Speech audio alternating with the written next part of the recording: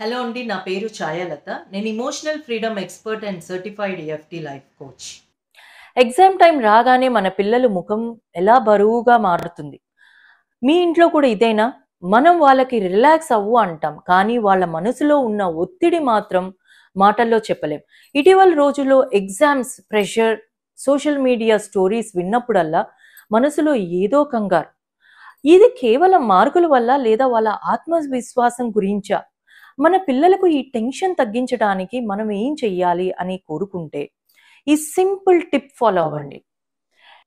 నేను ఈ ఎగ్జామ్ బాగా రాస్తాను, నేను బాగా చదువుతున్నాను, కాన్ఫిడెంట్గా రాస్తాను అనే ఈ సెంటెన్స్ 3 సార్లు చెప్తూ టేక్ అ డీప్ బ్రీత్.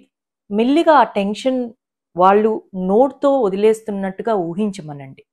అలా 2 గంటలకు ఒకసారి చేస్తే వాళ్ళు ప్రెషర్ తగ్గి కాన్ఫిడెంట్గా చదవటం మొదలు పెడతారు. అలాగే కాన్ఫిడెంట్గా రాయటం మొదలు పెడతారు. కావాలంటే ఈసారి ఈ ఎక్స్పెరిమెంట్ చేసి చూడండి.